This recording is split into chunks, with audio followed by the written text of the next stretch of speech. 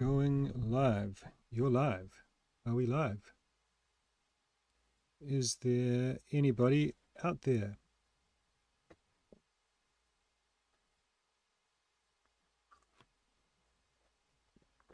Okay, I've got my stream on. Cool. How's everyone doing this weekend? Maybe it's a surprise to see another live stream for the second week in a row. But the reason I'm doing so is, so last week we worked on this edit. Hello, Gabriel. How you doing, brother? So last week we worked on the edit, and what I decided to do this week, I had another video edited and ready to go, but I decided to do a live stream mixing down this edit, because I get so many questions about mixing, and when I do like calls with people through my Patreon and stuff, it seems to be like one of the main things that people struggle with. So I thought it might be beneficial to go through how I approach a mix down, and this is going to be a relatively easy one because, well, I don't know, it can be complicated, but I've kind of got the basis of the track, the foundation of the original track there. So we're going to go through and then balance out the stuff that I've done with the original track, and then see how we get on, put a bit of a mastering on it so it can kind of be ready to play in a DJ set.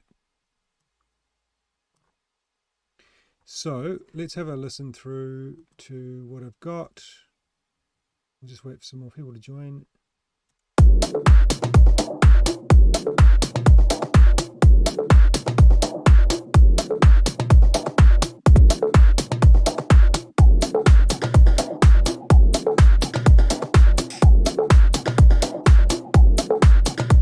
By the way, same as last week, I'm going to be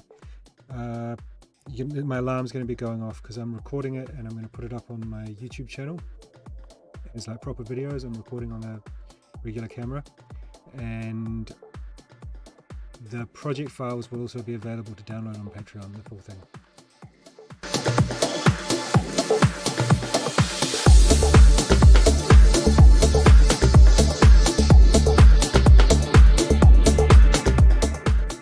Along with the final track, if you want to grab that as well.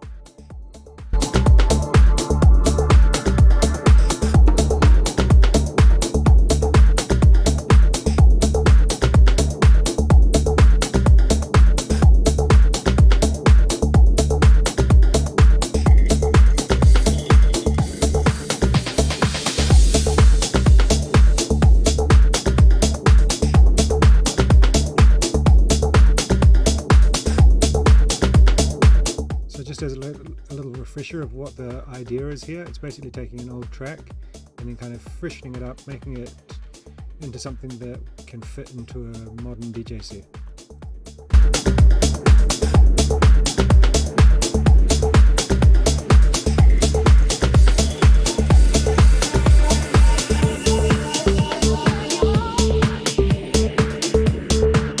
Yo, what's up, Greg?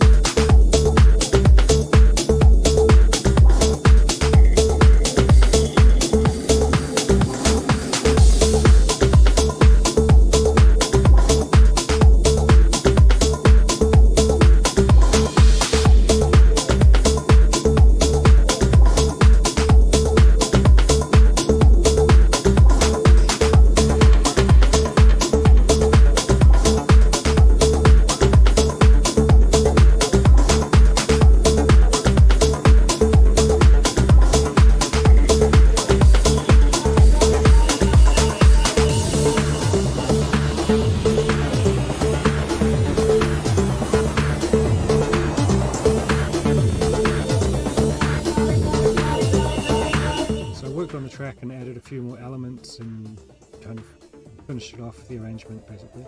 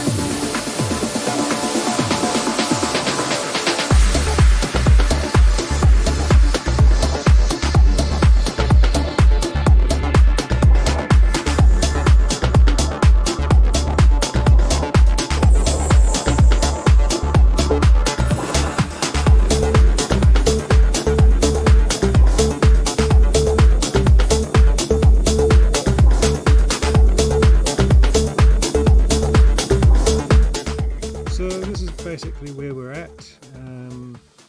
Yeah, kind of like toughened it up a bit and made it a bit more, I don't know, pushing, a bit more interesting.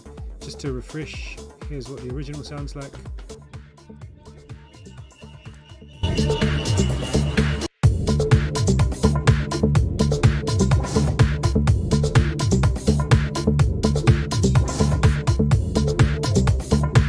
So not by any means bad, really cool, which is why I decided that I wanted to do it, but I just wanted something that was a bit more hard-hitting and a bit bigger sounding. So let's get on with the mixing process. What I've got down the bottom here that I just dragged in from my Dropbox is just an export of the original track. Not the original track, of this edit. So before I start mixing, I always do this so that I've got something to compare it to.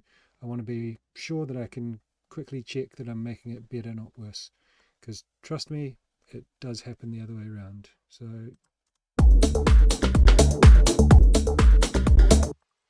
I've got Sonar Works on that, so I'll just turn it off and just double check that this is at the start. Yep.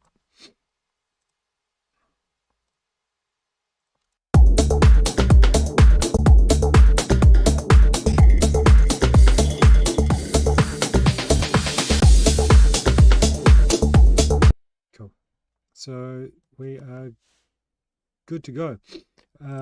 So first things first, what I do, I've done a couple of videos on the channel about like the basic idea of mixing and balancing things out. So my philosophy on mixing, and I guess it's if anyone's familiar with the concept of the Pareto principle, that it basically means that 80% of the output is created by 20% of the input. So when you apply this to mixing, I feel like 80% of a good mix is achieved through volume balance, and that's just getting all the different elements so that they're so that they are balanced relatively to one another. So the first thing I'm going to do is set the kick volume. Now I do this in a way that I've got set up. I've got a couple of videos on my channel where I go through this in detail. So I'm not going to explain all of the justification and reasoning behind it, but basically the concept here is that I'm setting a kick volume that allows me to have to set a reference point for everything else. So everything else is going to be mixed to the kick. And what I do is I have a gain plugin here, which is turning everything up that comes into the master by 7 dB. And the reason I do that is so that I can just turn this gain plugin off. It will reduce everything by 7 dB, and then I've got a pre-master basically.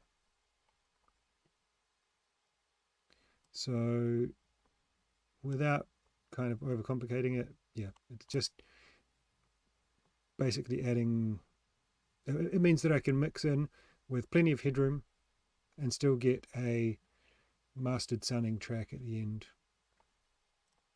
essentially. Excuse me. All right, so kick volume. So what I do is I use the gain meter here to set my kick based on this like additional 7 dB, right? So what does it, what does that mean? So I know that when I add things on top of my kick, it's going to add a bit more volume. So I want to leave a bit of headroom. So I'm going to have this coming through about 3 to 4 dB. So I'm going to add another dB or two.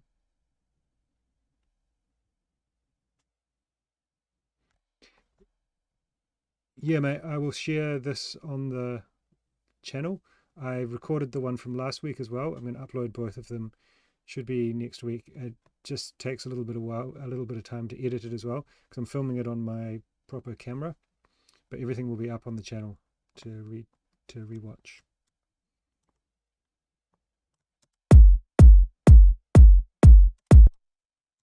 So we'll just decrease that a little bit.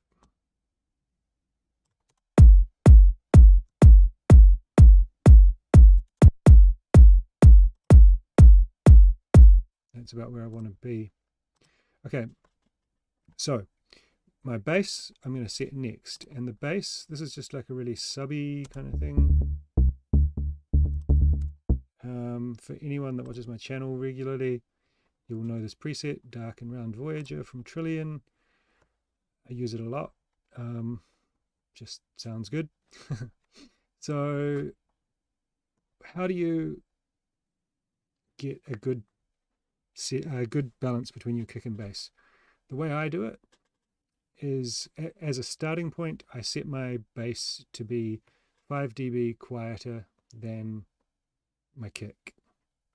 So my kick was peaking at around -4.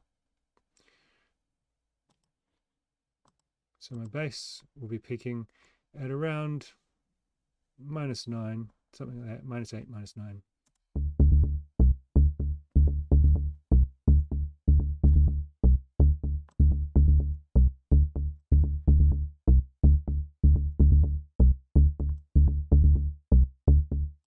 So the thing is, I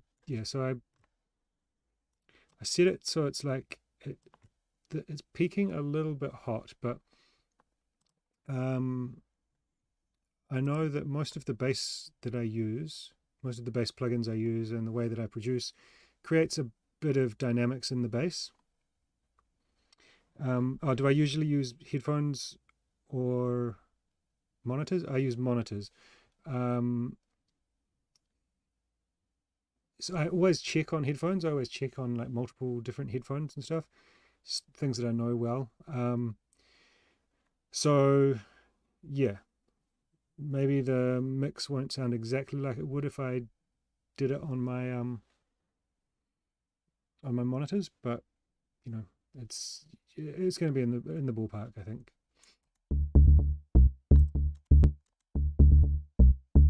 So I've got this plugin here, Oscillos Megascope, which shows you like basically like a printout of the waveform in real time. So where I'm going with this is, you can see that there's some dynamics in this bass line, and it's actually changing as it plays.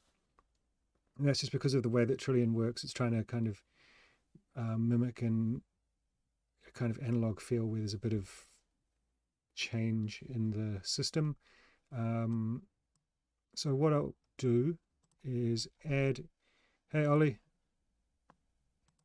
welcome. What I'll do is add a little bit of compression here.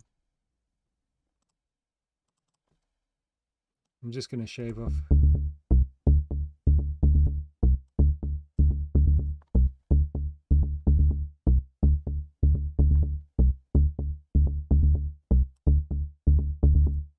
So what I want that to do is just kind of catch the really highest peaks, just to balance it out a little bit.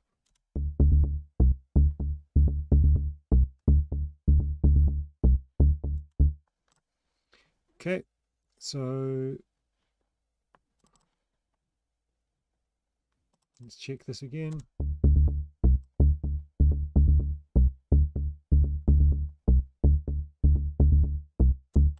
So that should be about right.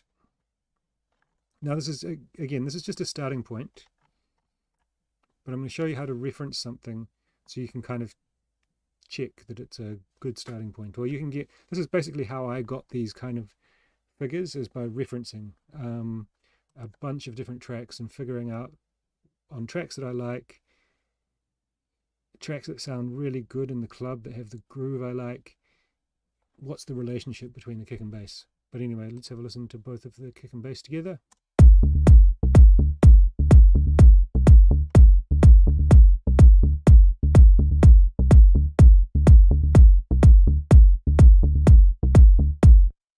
So that sounds almost right. I think the bass is maybe 1 dB too low, and what's creating that is that there's some transients on the bass because of the filter settings. So I'm just going to pump that up by 1 dB.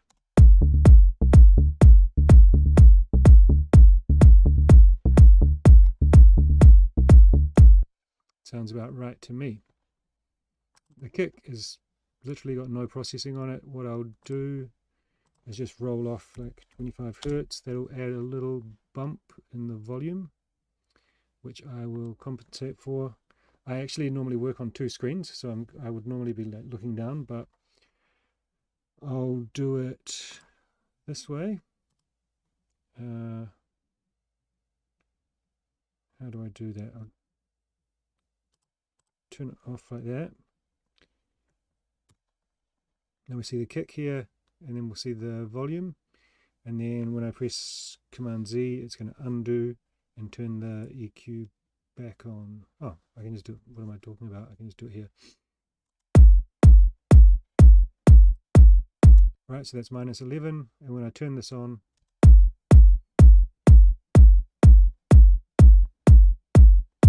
okay, it hasn't added anything. Sometimes when I do that, it adds a little bit of a bump as it's creating a small resonance. You bought Biodynamic DT990 headphones and real phones for your production because I don't have mixing room. So yeah, I think it's a good solution. Who doesn't? For those who doesn't have a nice room. Yeah, the Biodynamic are a really good kind of entry-level monitor or studio headphone. I used them myself for years. They're really nice. Something like this is a bit more, it's kind of got another dimension to it, but absolutely not necessary. I produced a lot of tracks and worked on a lot of tracks for other people, pretty much all on the Biodynamic. I used the open back ones. I think I used the 880, which is like the semi-open, but you get a more kind of natural sound with the open as opposed to the closed, but depends on your work environment. But yeah, if you don't have a treated studio room, you need to get some decent headphones and use them.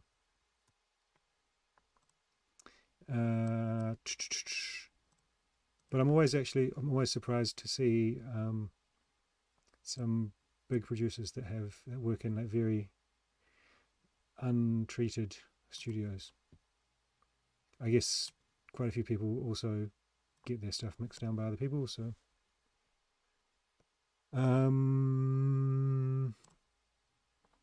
if you want mixing, there's a email in the description. But anyway, where were we? Okay, yeah, so how to reference something. So I've got this track here, remix from Gorge and Nick Curley of Denny's track, and I'm just going to show you really quickly how we can get some levels based on the reference track. Okay, so we're looking at the start of the track here. We can look at the waveform and see that the loudest thing is the kick. It's the low frequency, of the kick that's going to be making the loudest point. We'll see that on the spectrum analyzer here. Let me solo this and just make sure SonarWorks is off. Yep. Okay. So that's clearly the loudest point, and that is telling us on the spectrum that is at -10 dB. Cool. Doesn't matter what that number is, but we're just getting a reference point based on the loudest element. That's the kick at this point. Now what we're going to do is try and find a place where we can just hear the bass without the kick, and I know that exists in this track. Here, I believe. Right. See here, we've got the last clap, and then we've got a bass note.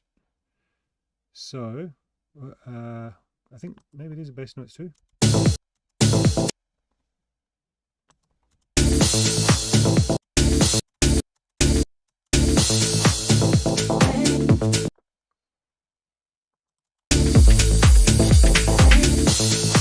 Okay, so what I'm going to do is, don't entirely trust that, so I'm just going to hit Command E, zero out some of these kicks, which I can just see in the waveform, what's a kick and what's not.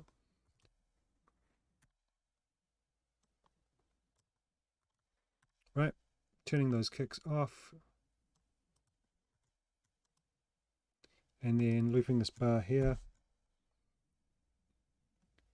And then I'm just going to bring these in a little bit so I don't get a click.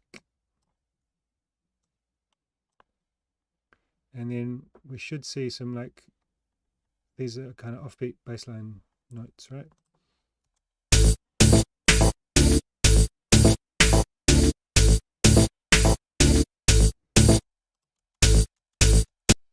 Okay, so that one's probably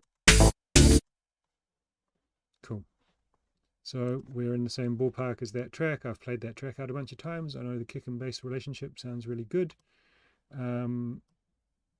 We can also then kind of reference it a little bit with our eyes, because as Aerotype just mentioned in the chat, that not everyone has a treated listening environment, so the advice to use your ears isn't actually relevant for everyone. Also, when you tell someone to use their ears and they don't know what they're supposed to be listening for, or they haven't kind of trained their ears to listen for that, it's just kind of really arbitrary advice. So what I try to do is give people some advice based on how I taught myself to do this stuff when I couldn't really trust what my ears were telling me.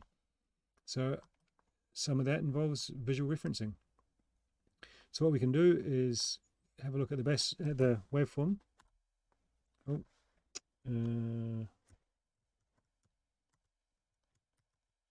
Okay, so that's what the waveform looks like for this, and we can kind of see here where the bass is, where the kick is. Obviously you have to kind of read between the lines a little bit because there's hi-hats on top of there, so that's like the bass note there. There's the kick, and then we can look at Oscillos Megascope when we solo this.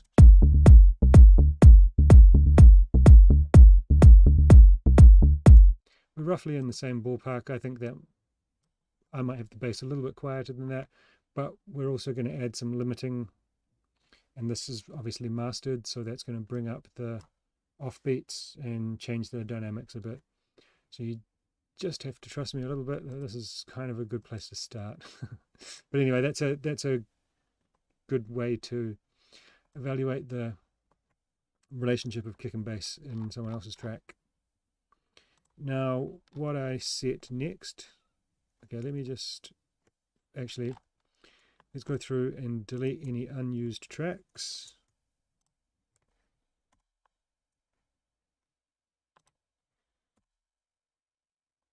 Okay, nothing in the vocal group.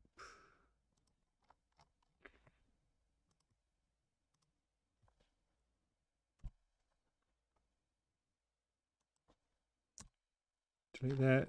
Bit of bad form here. I should have been renaming everything as I went, but I was doing this super quickly.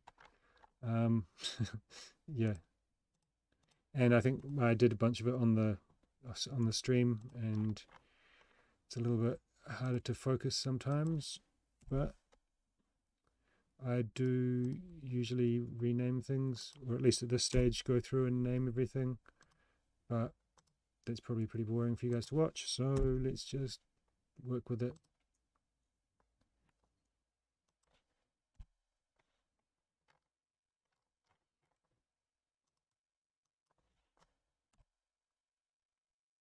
Cool.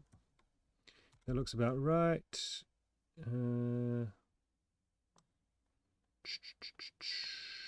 So what am I going to do now? Turn off all that. Turn off that. Turn off the percussion. The hats.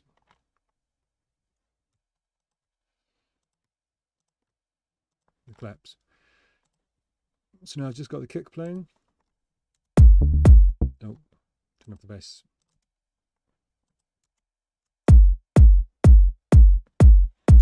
So I know that I'm guilty of pretty much every track I make has the clap too loud when I start off.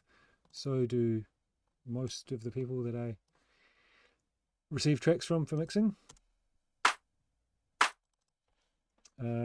So it's normal because you're kind of when you master the track, the level of the clap is going to come up so much that, and it's also kind of like very different to perceive it at a low volume than at a high volume in a club.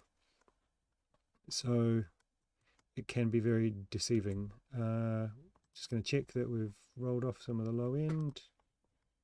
Yep. Oh, I didn't turn these off. I'll group those. I'll change the color of that. And we'll just turn those off. So those are the samples from the original. And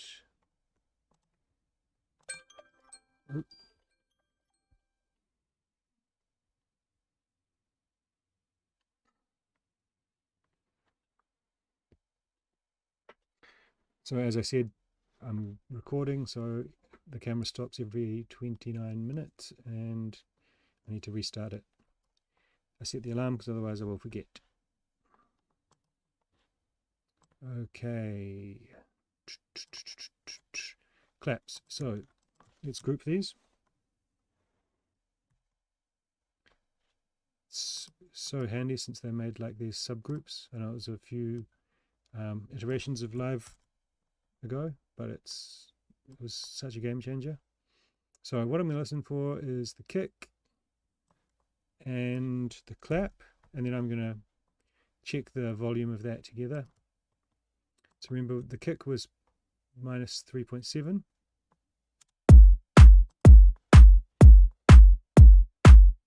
So then when I isolate that, let me just turn this off, I shouldn't be adding clipping at this stage.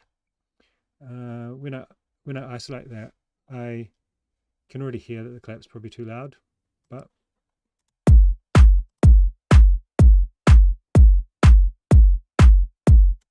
that's actually within my kind of threshold. So I want it to be, I don't want the clap to be adding more than like 1 dB to the kick volume. So what does that look like on the waveform?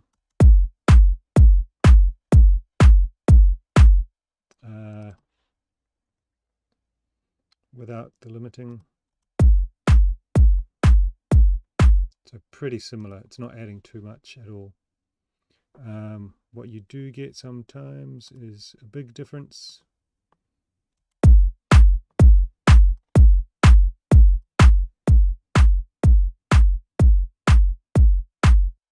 So that's not for me.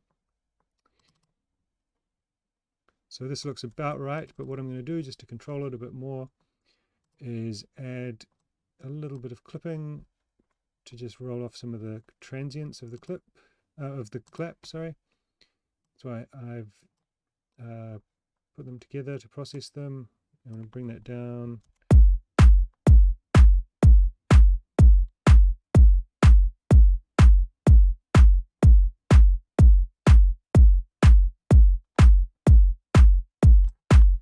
Now let's have a look at what that's doing to the clap.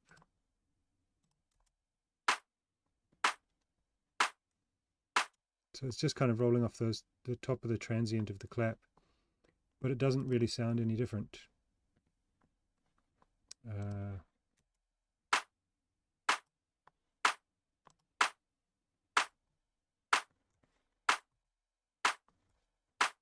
So that's just saving us a little bit of headroom without affecting the sound. So now if we listen to the kick and clap and check the volume here.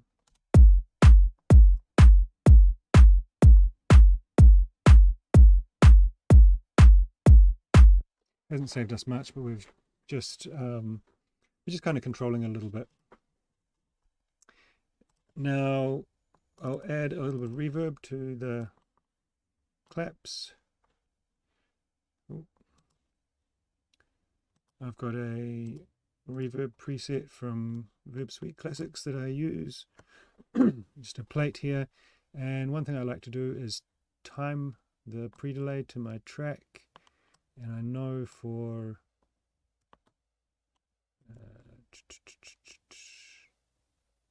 125 BPM that we want this to be at 30 milliseconds. And if I set the decay to 900,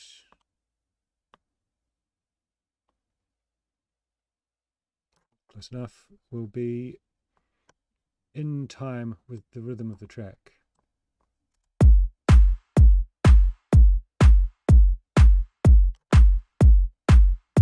So I just really want that to be subtle. Without it,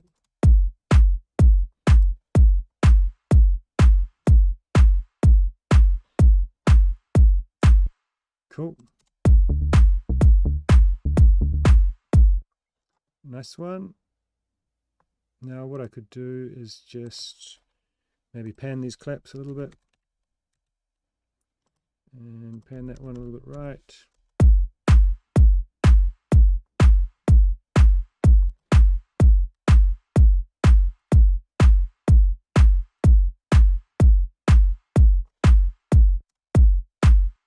Cool. Now what I'm going to do next is the hi-hats. So let's go to this part here. And what I want to do basically is check the hi-hats all together.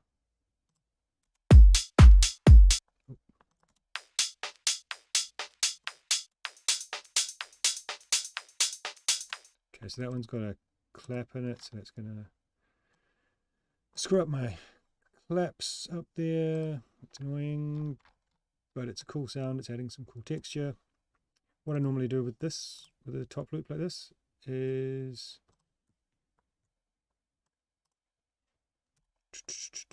I adjust, right, so I have pulled down the clap a little bit, and I've called it top loop. But anyway, we're just doing a rough thing here, so let's just check.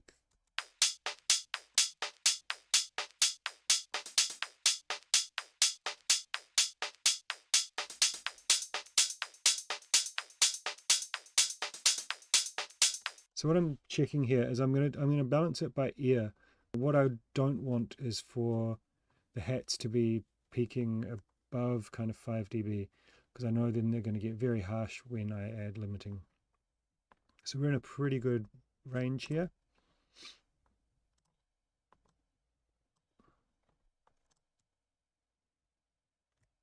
So, and there's also some hats and things in the original, although I have EQ'd them out a bit. There's still kind of the same with the clap. It was unfortunate, but in the original I couldn't get rid of this kind of really long part of the clap. I would have liked it to be a bit tighter. I tried EQing it out a little bit, but you can still hear this kind of washy sound. It actually sounds kind of cool with the tight claps now.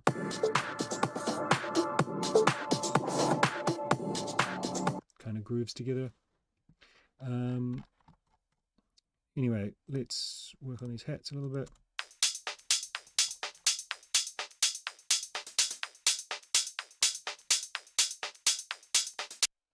Right, so from the start,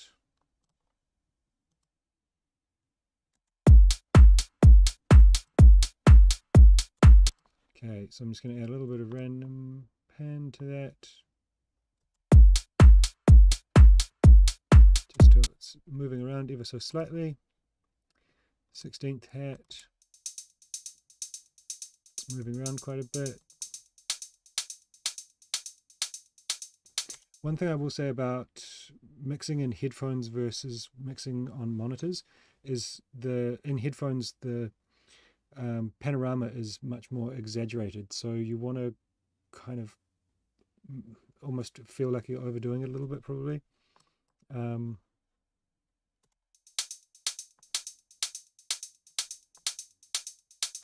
So I'll pull these closed hats out a little bit.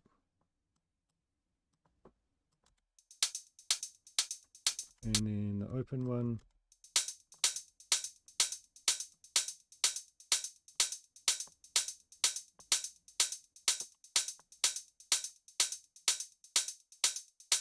Sounds about right. Let's turn the top loop off.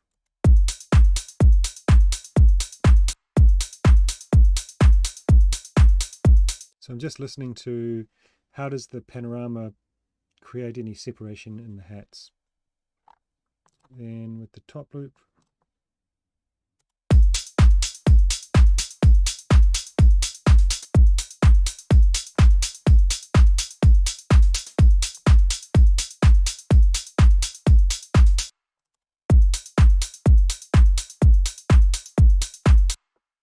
cool. So what I'm going to do now is loop this part here.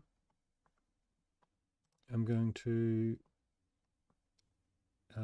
pull down this whole hat group by about -20. I'll just type it in, -20. Then I'm just going to bring it up until it sounds about right.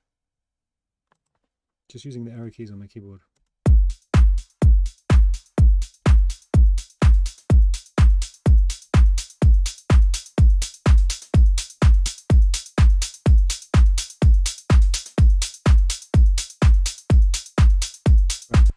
It got to 0 where it sounded right.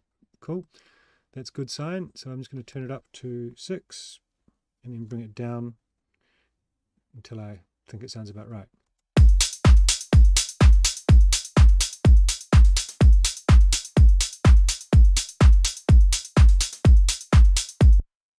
Two. Okay, so what I'm going to then do is average the difference of them, which is +1. And I'm going to tell myself that that's about right.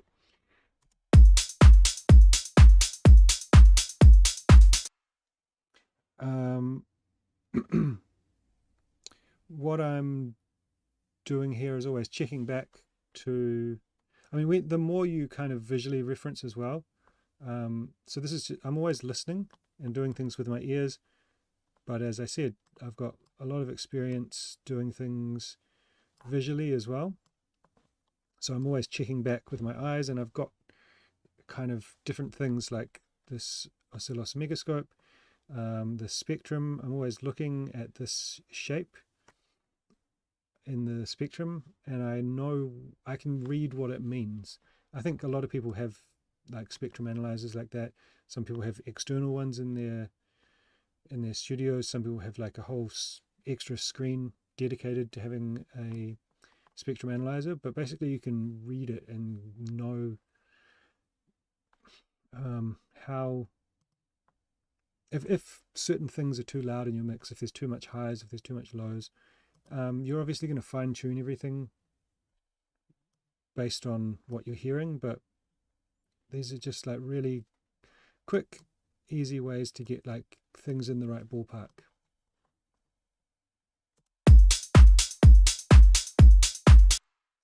Cool. Now we're going to look at the, we've got these rides. I tend to mix rides last actually, because if I mix them now, then I add some processing onto the drums.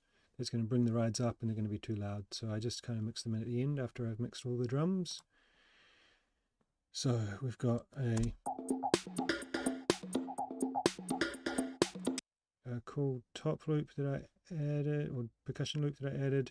And I've just taken out any highs on that. The drums, I think I did those in the last video. What I'm going to do to these is, so I've got it in a drum rack there.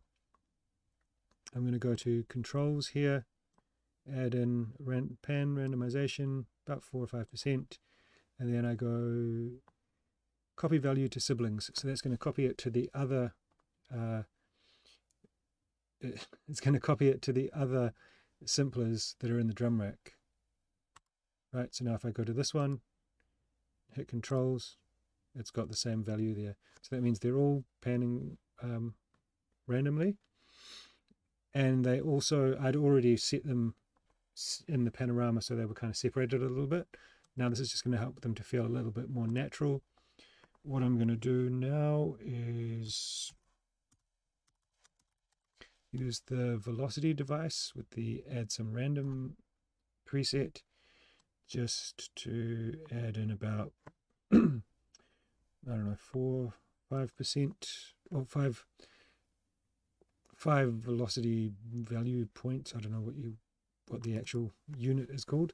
5 velocities, and that means that basically every time the note plays, based on the velocity here, which I think is 100,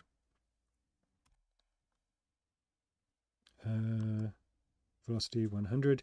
So that means that randomly determined, each one of these notes is going to be somewhere between 95 and 105, which just is going to give a bit of a organic kind of, a bit more humanized organic kind of feel. Nothing over the top. Then I'm going to add in a bit of compression just to control those dynamics a bit. Looks like I'd already done that and I probably turned it off for this.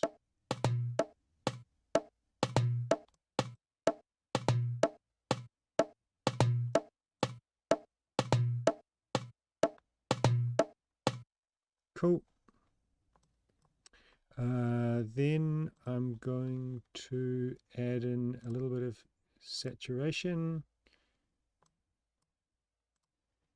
I used a bit warmer preset. And basically all I'm doing there is adding a bit of coloration to make these sound more similar or unified. Now that's adding some volume. I'm going to bring the dry wet back.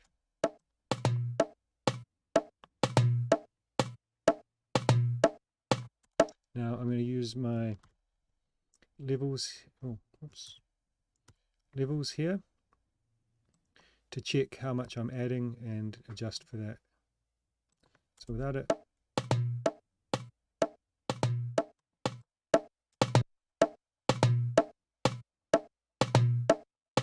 okay, so I'm actually decreasing the volume, interestingly enough, with that saturation, even though it sounds perceivably louder. I guess it's just chopping off some of the peaks.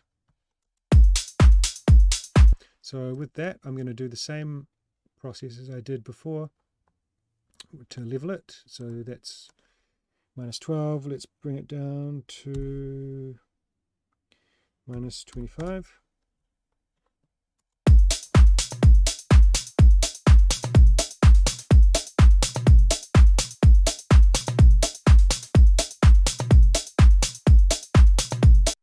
Okay, that sounds about right to me. -17 there. Now I'll put it at 0. It's going to be way too loud, and then I'm going to bring it down.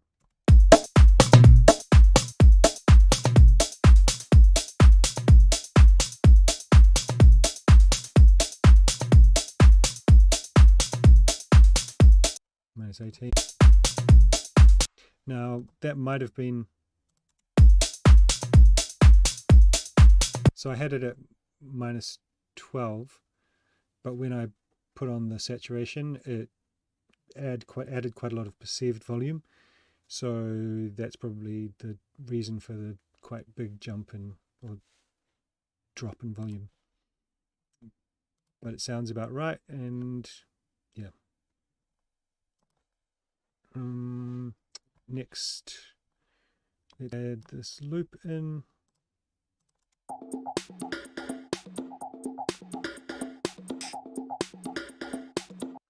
Now I just wonder how this might sound if I pull in the envelopes a bit.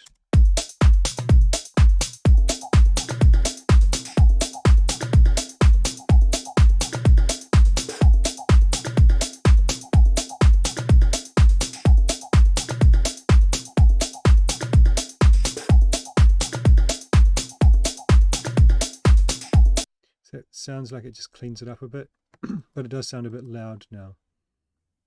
So I'm going to bring that down to like -20.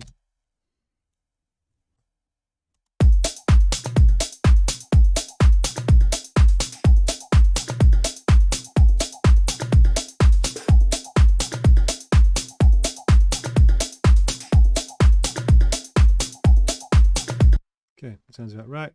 So -6. Let's bring it up.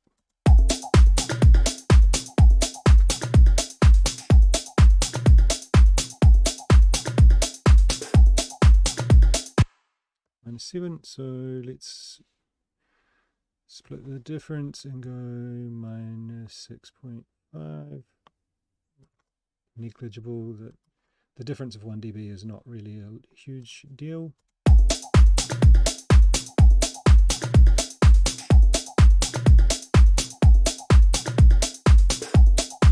I think actually I'm going to bring it down 1 dB. Maybe bring this back up 1 dB.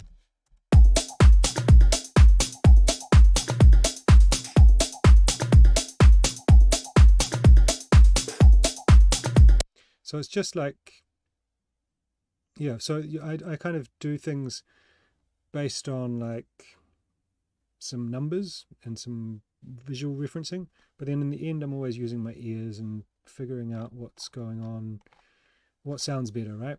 But it's great to have a place to start that's getting you in the ballpark. Another great tool is Melba Multi Analyzer. You can monitor each track and show you in the GUI what's competing. Okay, I don't know it. Sounds cool. I've tried out a few different things, like there's something from Isotope that where you put the plug-in on each channel and you can mix it like visually around with the like panorama and the level. It's, yeah, I don't know.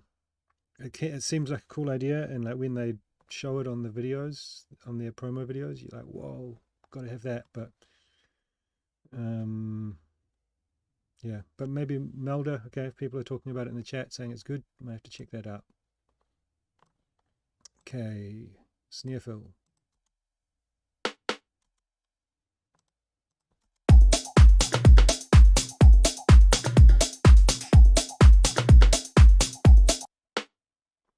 So that's compete. There's also already a snare fill in this loop, right? Or is that not that loop? This loop.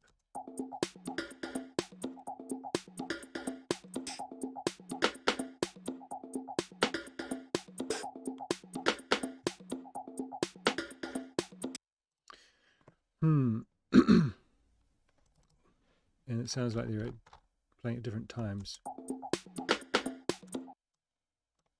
So I could try moving this around a little bit.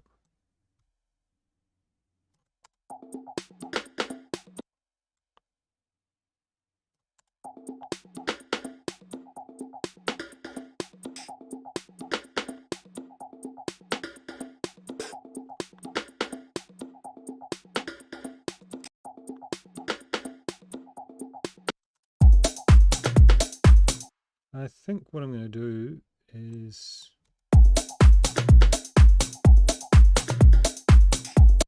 just turn that snare fill off, to be honest.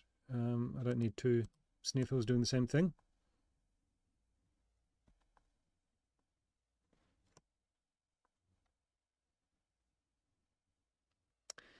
DJ Emo, have fun at the park, mate. Family first. Okay, you got some clap fills here. Gonna add some big reverb on that.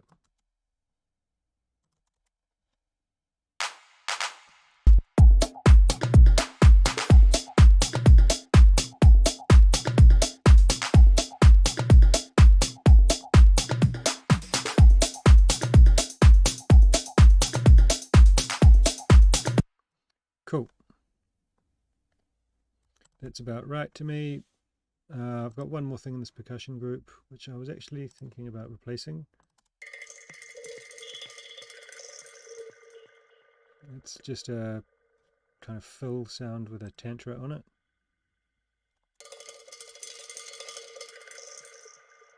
I've got the tantra at 55%, so it's kind of just putting that glitchy vibe on it. I'm not sure.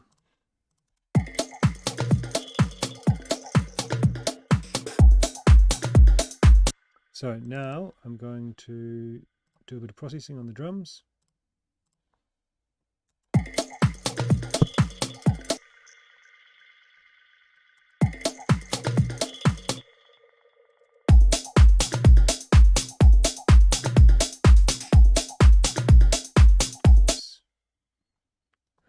Threshold.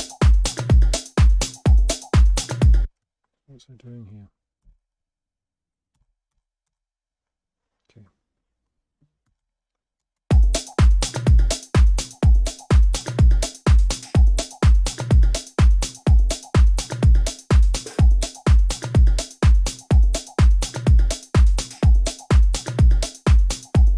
So because of the way this is set up, it's normally triggering, because of the way I mix, it's normally triggering on the offbeat hats. So it's kind of bringing that down.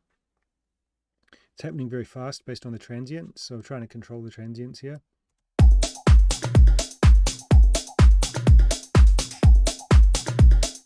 And then I'm going to add up about 1 dB.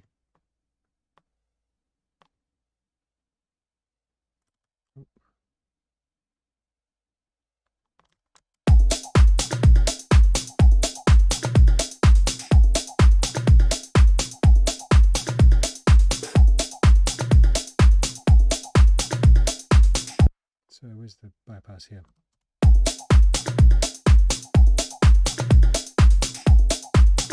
So it's very subtle. It's just controlling the transients and bringing up the other elements a little bit, kind of just thickening out the drums a little bit. But you'll see I do a few different moves here on the drum bus. I pretty much do the same things to different amounts on each track, and yeah.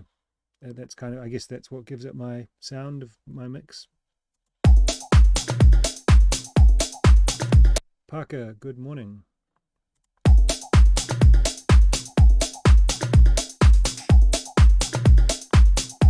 So what I'm doing here, this is just some parallel compression. So I'm just trying to get that so it's about 10 dB of gain reduction, and then I've got 10 dB of makeup, roughly.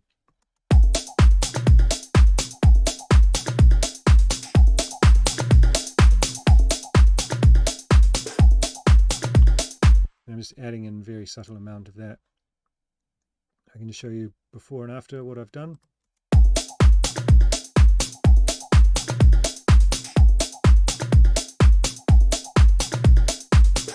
So very subtle. Now a bit of decapitator, just adding a little bit of saturation. If you hit the mix there, you can see a percentage. So I tend to anywhere up to kind of 15%, but that would be at the high end for me.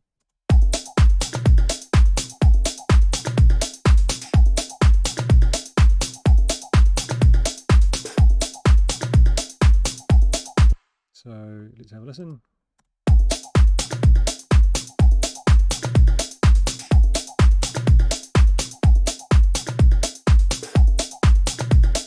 So you can hear it's really subtle, but the drums just start to feel a bit thicker.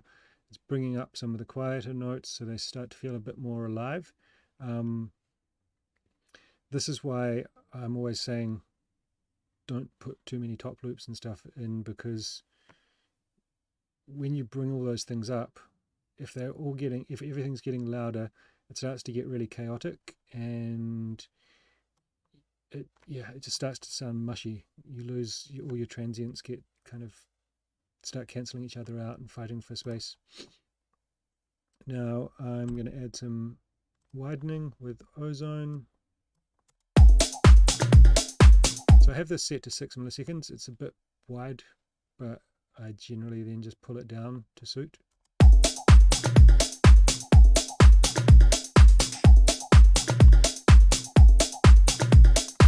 Like I said though, I'm listening in headphones, so it's important to make it sound a bit wider, or kind of overdo the width a little bit, just because it's being accentuated, because I've got the left sound coming 100% from the left and the right sound coming 100% from the right. In the real world, that's not really how things will sound, like in a club.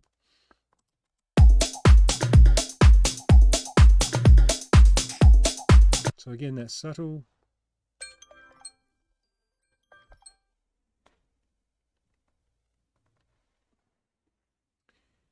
Cool. We are back.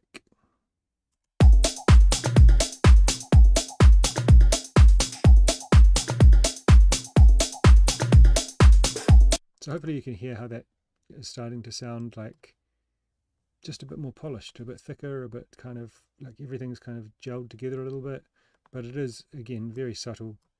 Then I'm just going to bring this virtual channel up to about 0 dB. The reason I'm doing that is because at the end I like to add some drive, and if I'm kind of pushing everything up to the limit, then it adds the drive in a way that I'm used to, basically.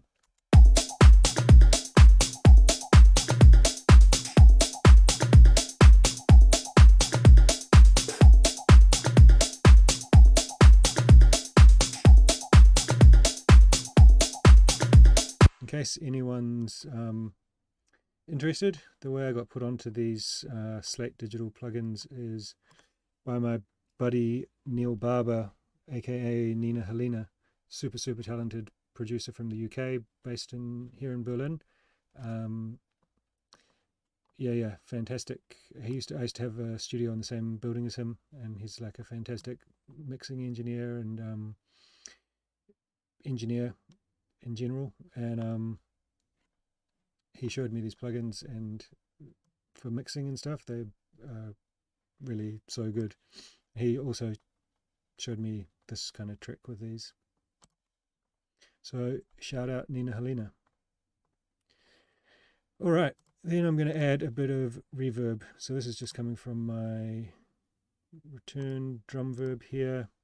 Another Slate Digital verb suite with a drum plate that I've kind of created, 100% wet, and I'm just side chaining that to the drum bus. So basically it means I can add in quite a bit of reverb, but then the drums are ducking away the reverb, so it sounds quite natural.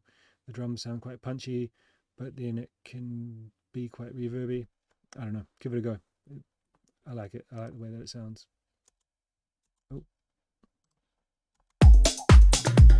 So I know a good starting point is minus 25.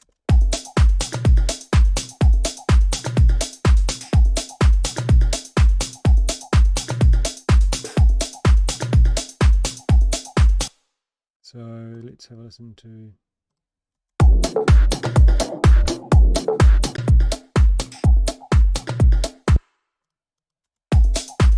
Let's turn on the sample so we can compare it.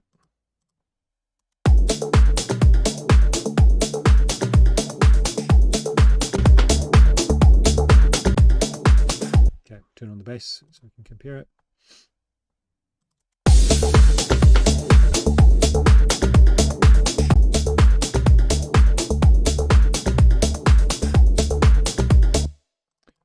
So I need to put my limiting back on.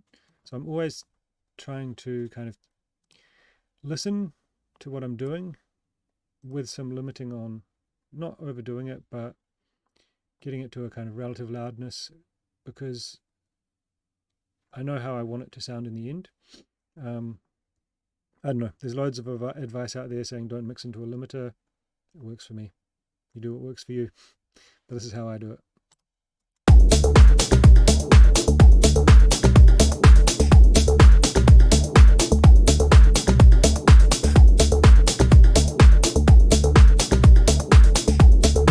I mean, it's house music, right? It's, well, club music, right? It's going to be limited at the end, so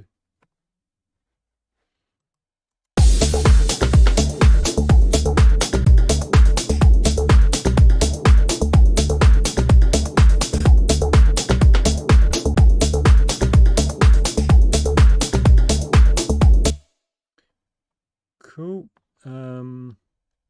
The hats are sounding a little bit quiet. I might turn these down. I might turn them back up by 1 or 2 dB.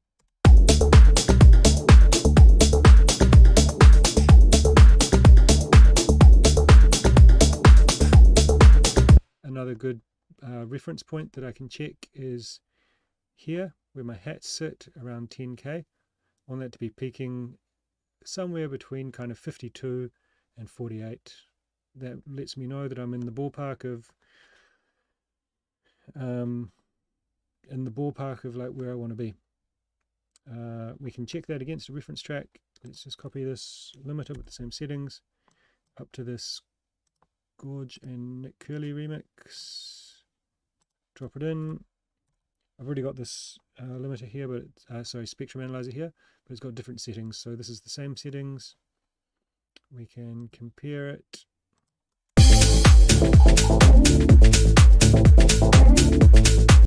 So it's sitting right around the same place. Sorry. And again, I'm using a track here that I've been playing, that I know works in the club, sounds good, sounds punchy, doesn't sound harsh. So if my hats are sitting in roughly the same volume range as their hats, I know it's going to be good. Anyway, where are we? So anyway, I'm just going to take this sample out again. Basically, this is what I do first.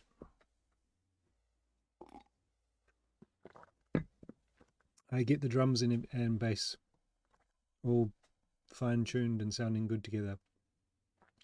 And then I bring in the rest of the elements. So for this track, obviously, the main sample is going to be the most important rest of the elements.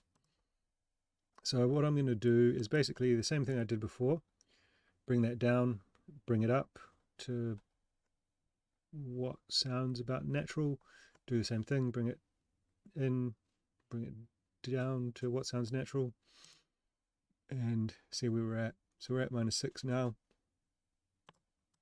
Let's bring that down to -20. These like starting point numbers are relatively arbitrary. I just want to have a place where I can hear it, and then a point to bring it up from.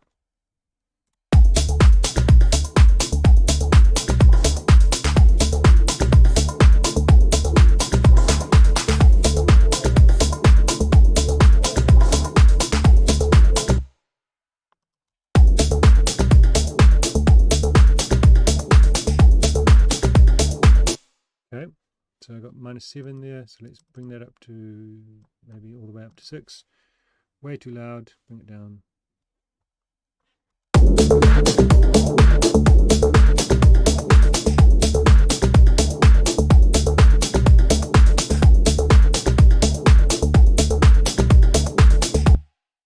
-5, okay.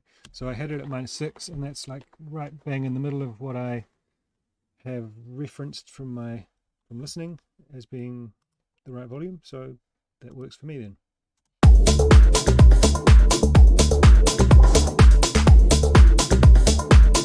And I mean, it sounds about right to me.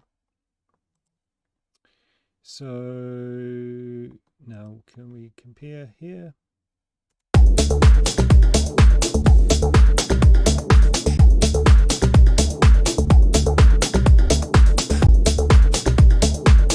So it's pretty, I mean, it's not such a complicated mix. It sounds like I did have it pretty close to what I've got now initially. Let's just check the loudness on this though.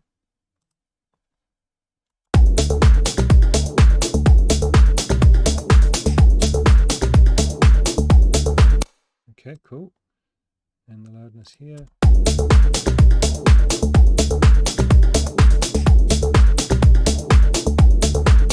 Yeah, similar. Well, same roughly. Good. So now let's mix in this organ bass. So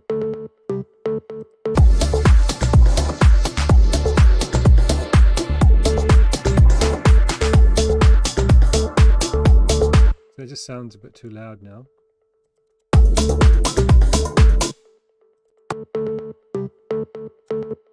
So I'm just going to bring that down to -15.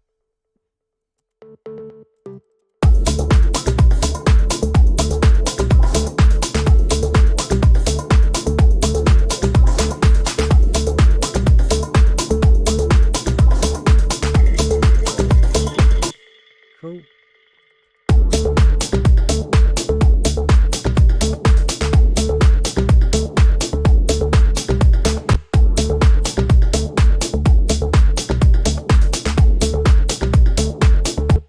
Now, what I might do is add on a transient shaper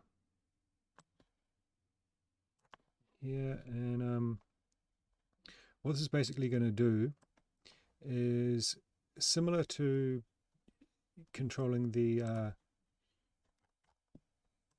envelope like I did on this, so tightening it up. So basically it's kind of like a compressor, but it's kind of like turning down the volume from here to here.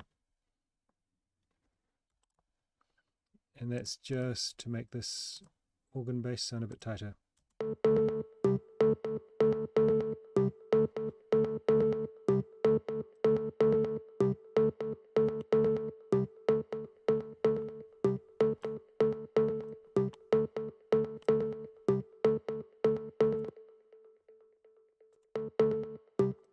Now I just want to check if I'm adding any volume.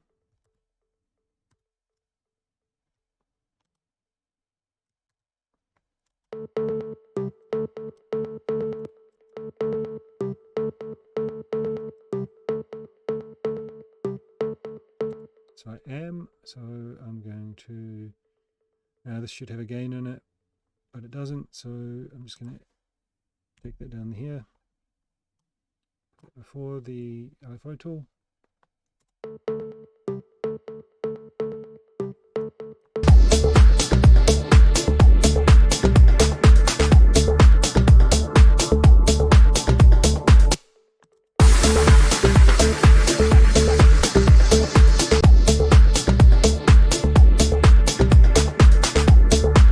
Just check inside the M1. Here I've turned off the effects, I believe. Insert effects. Aha. Let's try that.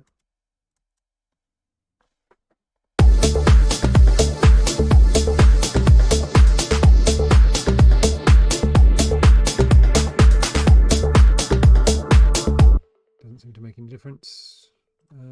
Okay, cool. Happy with that then. Let's see the saw layer. Sometimes I'm listening to these things and going, they're not even necessary.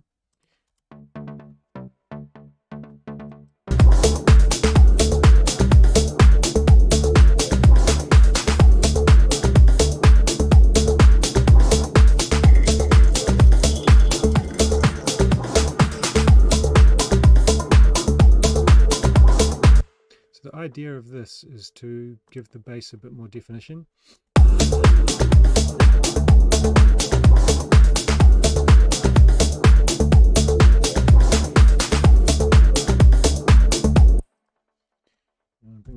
minus 25.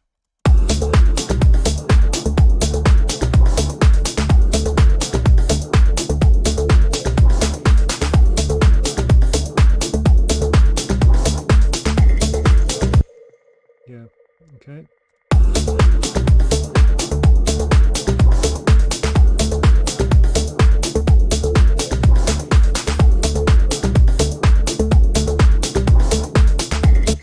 Cool. Nope.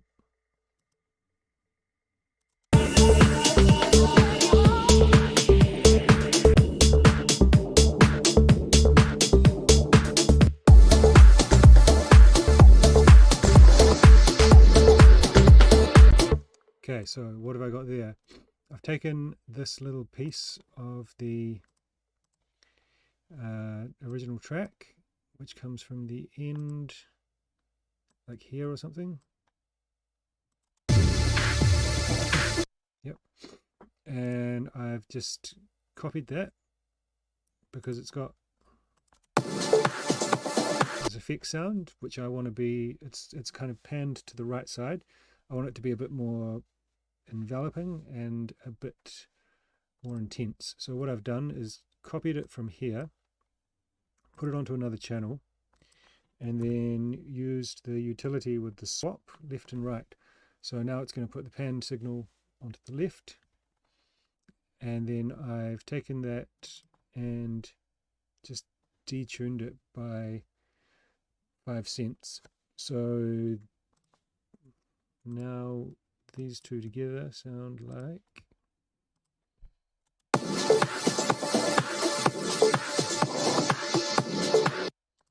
versus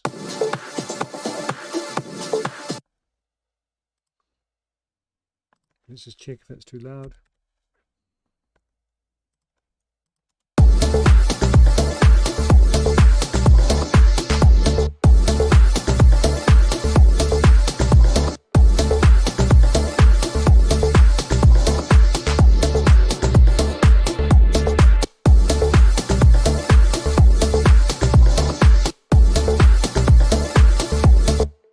Sounds good to me. Now, yeah, so that's how I've processed it. So I've just taken out that frequency where the clap is, because I don't want it to be doubling up again, and then cutting out any lows. And this thing at the end is just an effect sound, which is just sampled off the end here. I thought it would be like a nice little ode to the original to tuck it in at the end there.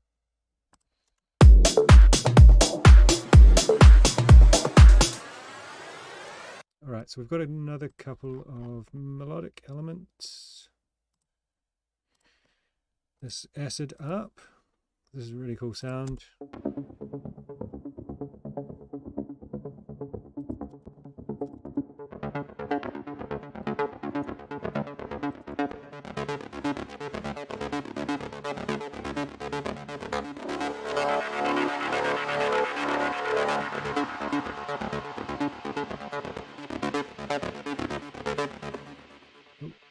So it's super simple arpeggio.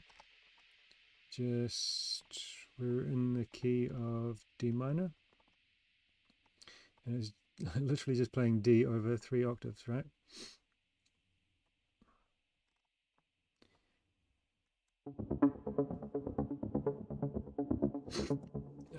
It's got quite a bit of reverb on it. I might pull a little bit of that back.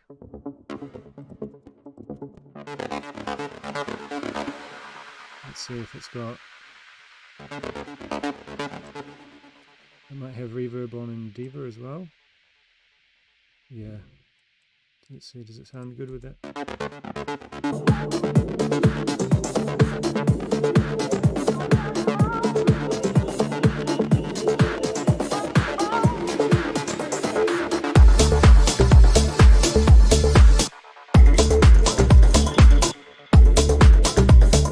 So this sound, it's really cool, but I want it to be pretty subtle because I don't want it to take over from the original too much or kind of interfere with the groove too much.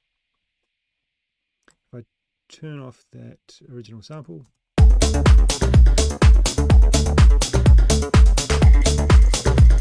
can see it fits in quite well, but then with the original it kind of pushes it back in the mix a bit.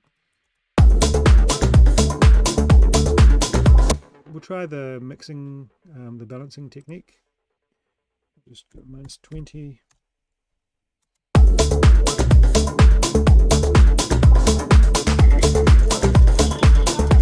Right.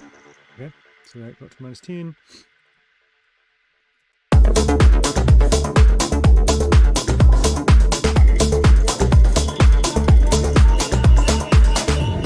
-11, so we'll just keep it at -10.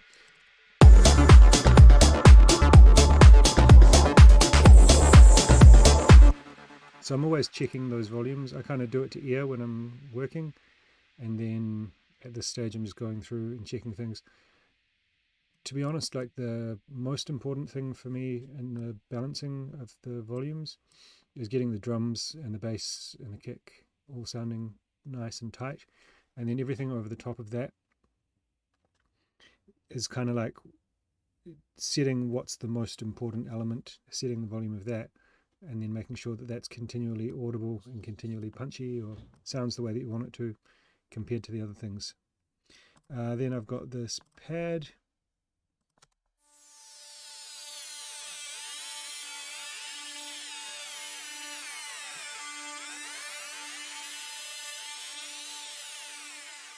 So it's like a cool effect sound, just really adding some drama in the break. Just a preset from Diva, ring modulators, and I am just playing with the cutoff. So I've just gone through and where are we? Recorded some automation on the cutoff to give it a bit of life. With that, what I'll often do is just draw it in with the mouse and then go through and record it again. So I've got this kind of rough idea of what might sound good, and then I go through and record it and give it a bit more humanization just by doing things with a controller.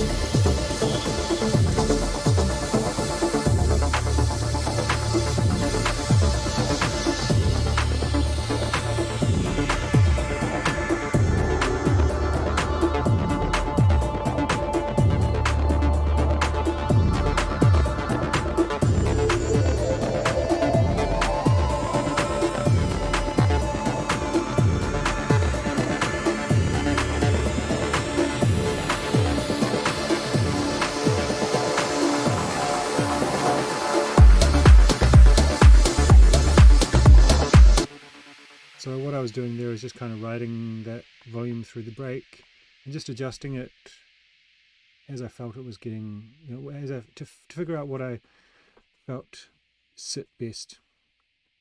And that seemed to be about right.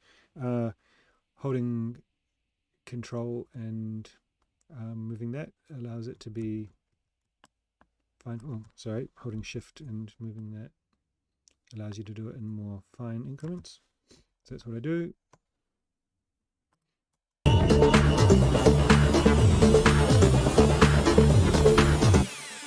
And with the EQ, I'm just pulling out some of the low end. No LFO tool or anything, because it's not, I don't need it sidechain pumping because it's not playing against the beat. There's quite a bit of, oh, where are we going? Did I set my alarm? I forgot. So I'll just stop this, start again, and start again. A micro break would be nice at this point. What do you mean? Like where you kind of stop everything and then... Yeah, what does a micro break mean? Joyful wave.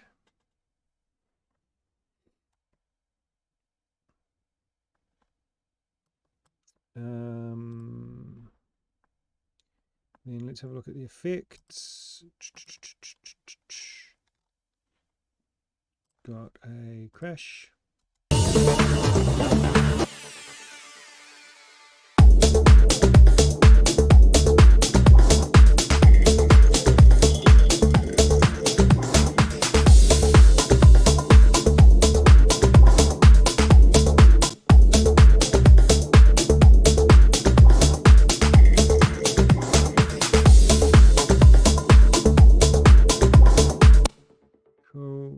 Crash fill here.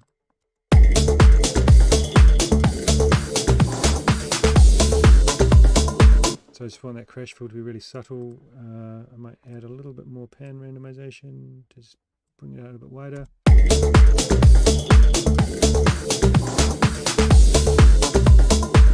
Cool. What do we got next? So riser.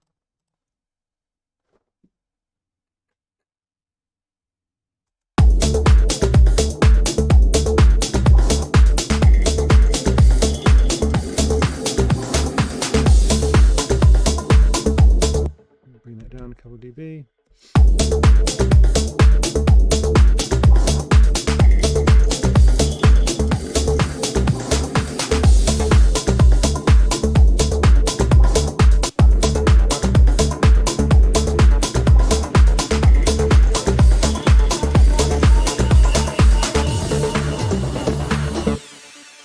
This.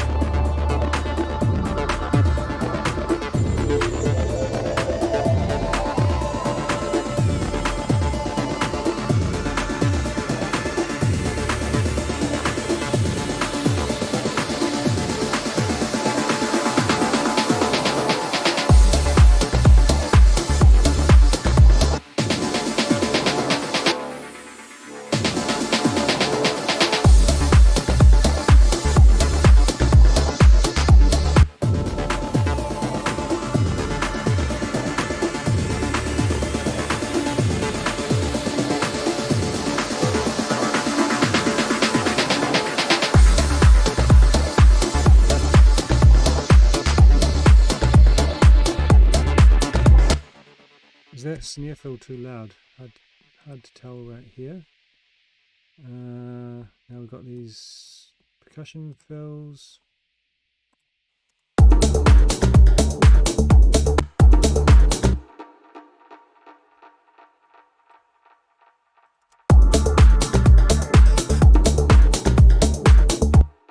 Might need a couple of dB.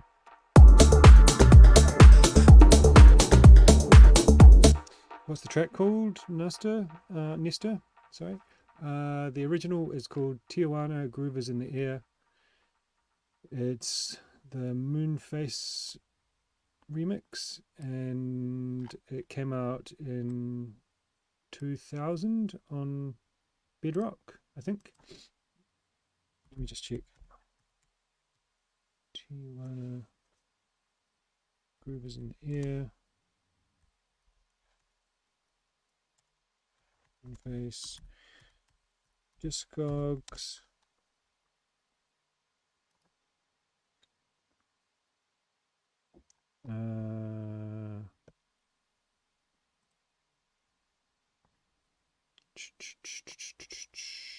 ...2001. Came out on Bedrock, the absolute classic label from Mr. John Digweed.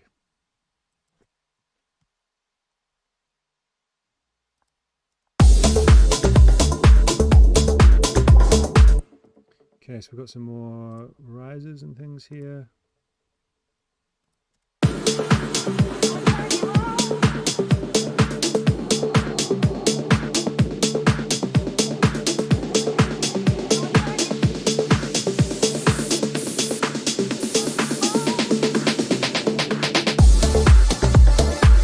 Okay, I want that.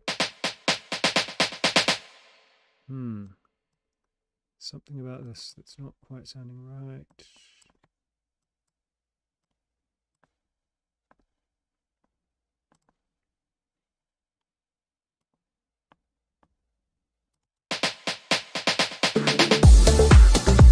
Maybe a bit too loud.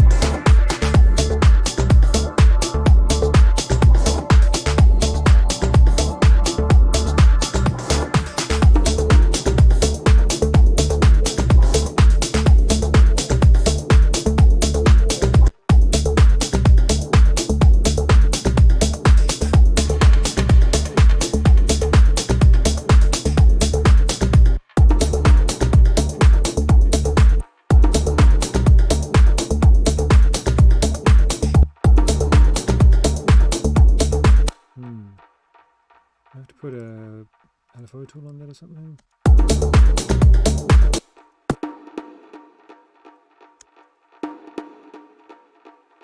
Maybe I'll put the LFO tool after, I don't know, before.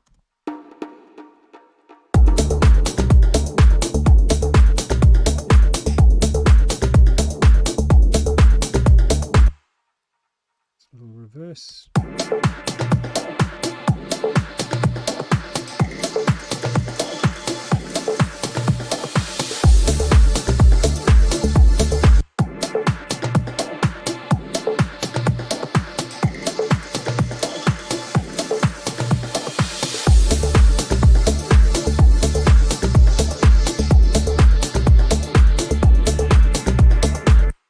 This is a great benefit of like using your own sample pack or creating your own sample pack,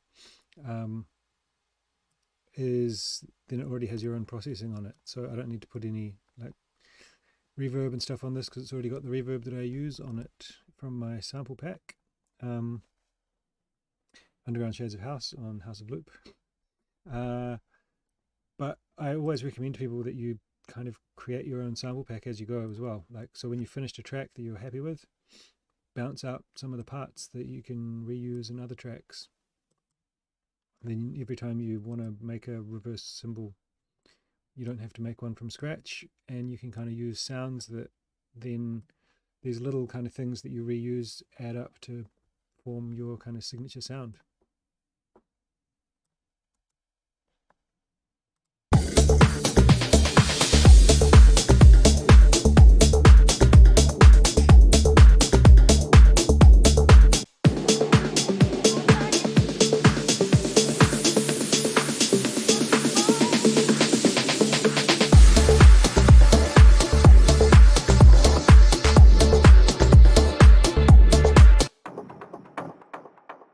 Oh, that's tasty.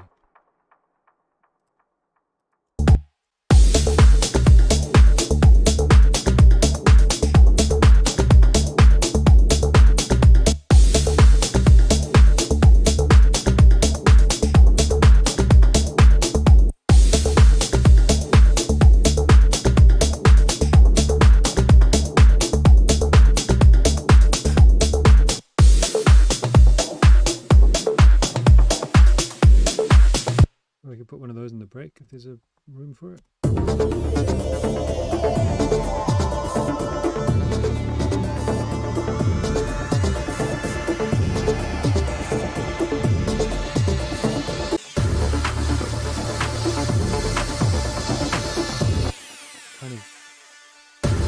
Kind of unnecessary. Don't know. Oops.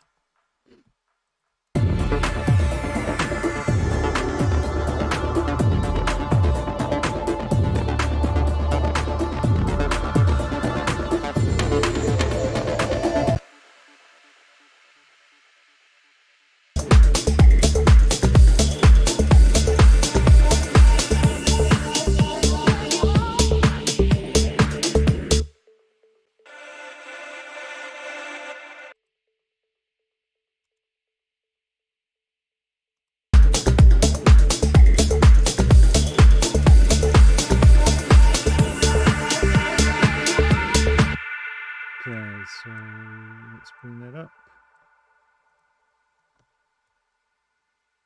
So just sending that to a big delay that I use.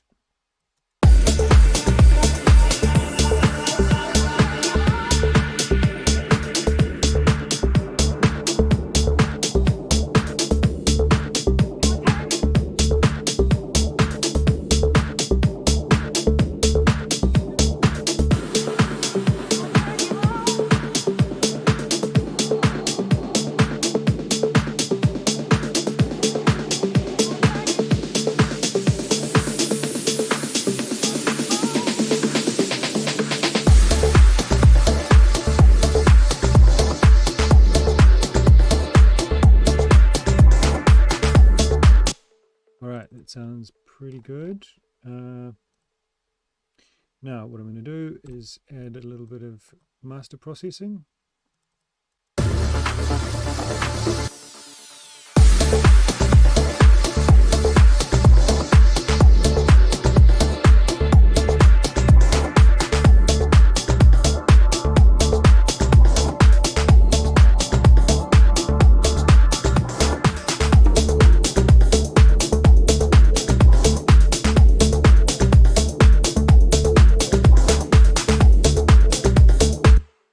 Doing a very subtle clipping here just to really take off some of the biggest transients.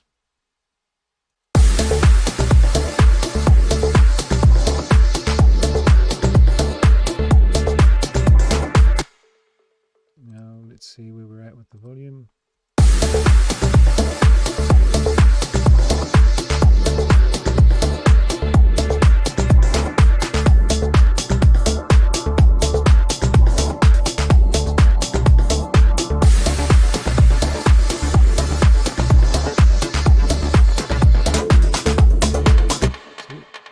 Still got plenty of headroom here, so I'm just checking that, and I've always got room to move if I need to pull that down. What we're going to do also is I haven't done my kick and bass processing, which I do actually normally do at the end here.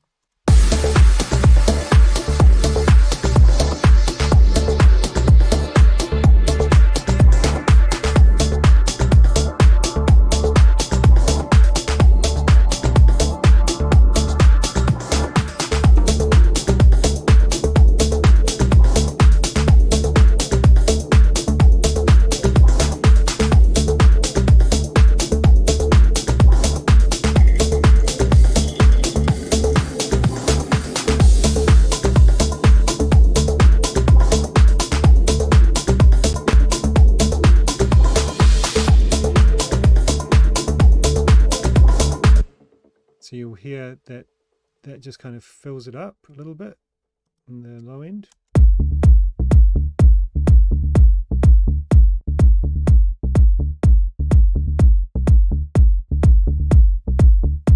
Kind of gels everything together, and if you were watching from the start, you would have seen that I mentioned my bass, kick and bass were a little bit further apart than in volume than what was in the Gorge and Nick Curley remix that I was referencing. But now that I'm adding in this processing, it's kind of pushing them closer together. You can see that here on the oscilloscope megoscope.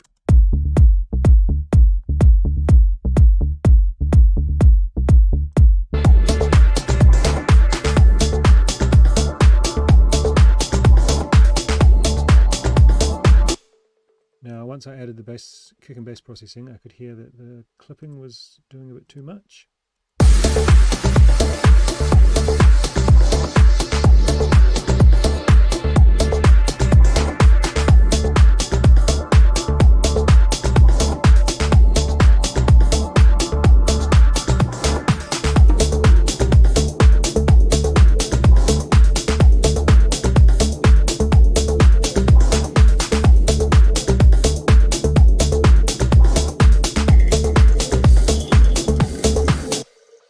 Cool. Now I'm just going to set the input for the virtual mix bus.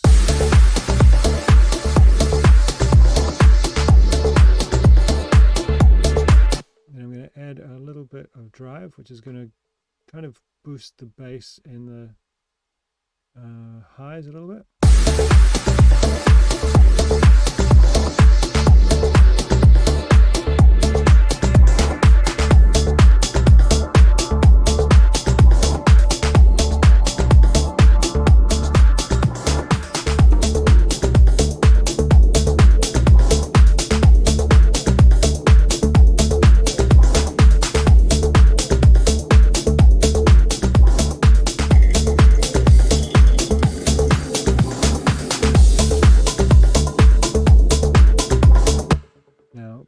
I'm getting a little bit loud into the limiter, so and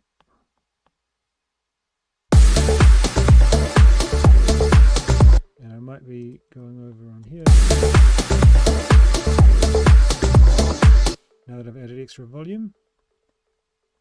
So I'm going to bring this down to 6 because I've got this extra headroom that I can play with.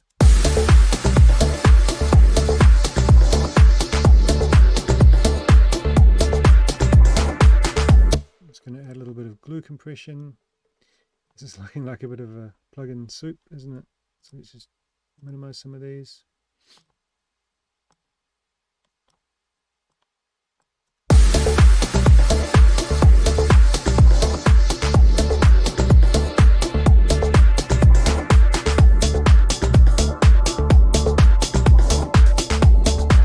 This is really like very, very minor glue compression.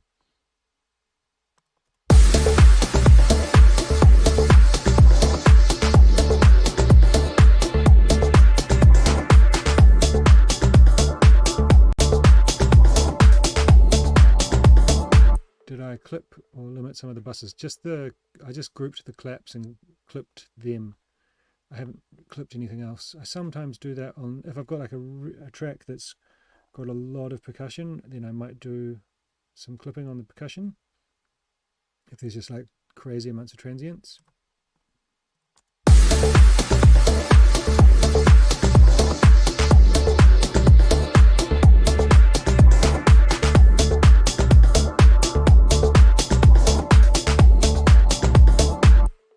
Now we need to turn on the ride, don't we?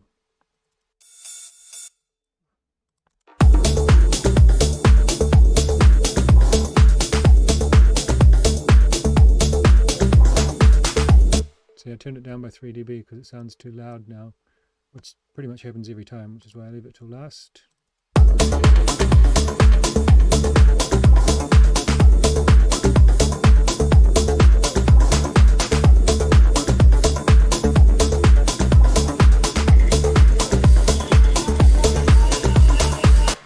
So now, the reason I use the L2 is just because it's, I don't know, cheap and easy and does what it says on the tin. But I'm going to use the FabFilter Pro L2, and what I'm going to do here is just be taking away like a maximum of like 1.5 dB of gain reduction.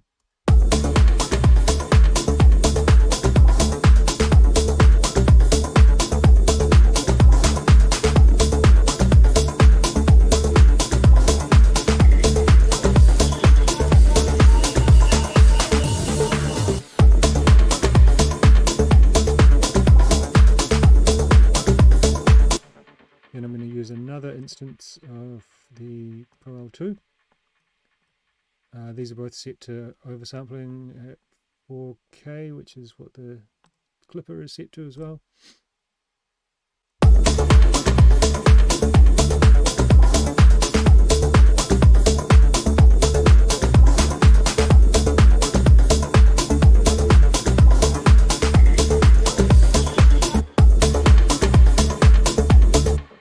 Turning that up for no reason because it's not even turned on. No, that one. Okay.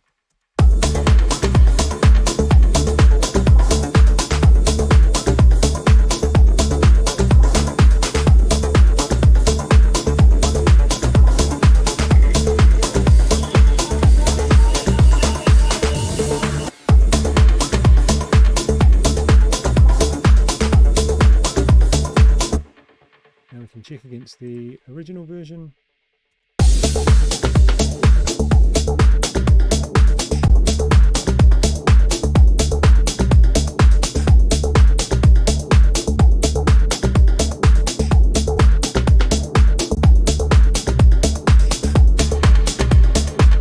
Maybe the bass is 1 dB too loud.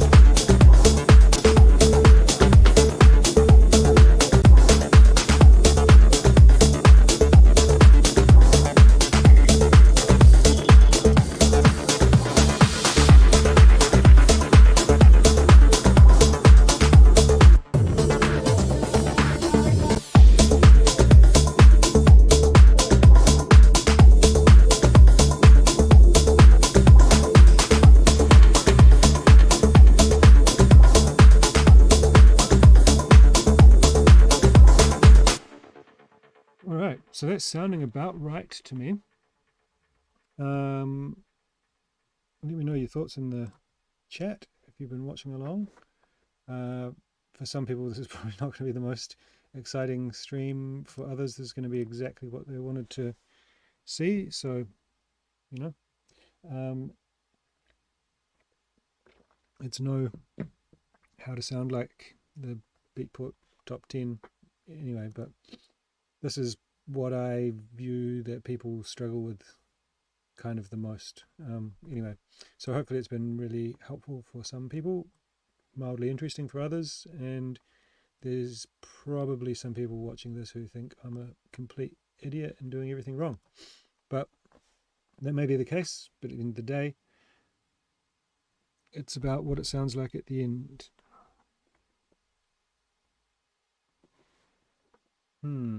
Shit. Alright, well, I couldn't record the end of this because my memory card is full. I should have deleted last week's stream. That's unfortunate, but like I said, I'm going to edit up the video and post it, and I'm going to edit up the video, post it, and I'm going to post this project into Patreon so you can download that. And I guess I'll have to do myself a little outro for the video when I post it. Yeah, hopefully you've enjoyed the process of this kind of creating a DJ edit. It's something I do pretty regularly, and I mean, we've done this in 2 streams, 3 hours, 40 minutes with a bunch of chit chat. So you can see it's a pretty quick process. I did a bit of editing in between and added in a couple of elements like this ARP and this, and to be honest, a lot of these effects and stuff I dragged in from old projects, and yeah, pretty easy. Like normally I would say for one of these from start to finish we're looking at about 4 hours, because you know it's at the end of the day you're making this.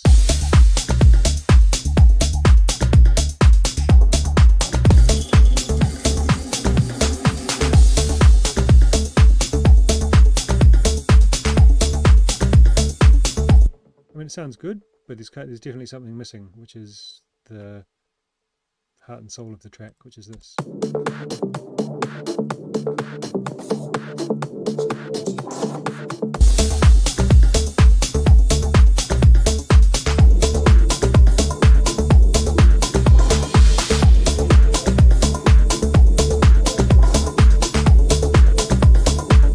Those rides are still a bit loud, eh? Maybe I'll just bring them right down to -30 and bring them up.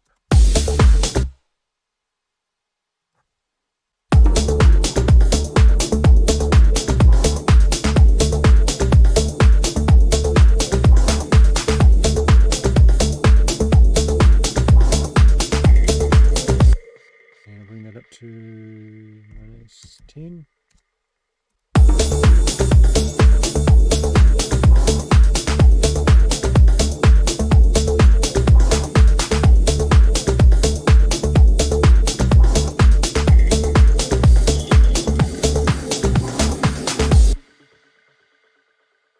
Cool. So yeah, I mean, if you followed along and you saw what I was doing, it's not a super complicated mix because everything that I was adding was designed to go with what was already there. So there's very little that's kind of sitting on top of each other in the frequency spectrum, which makes the mixing process much easier.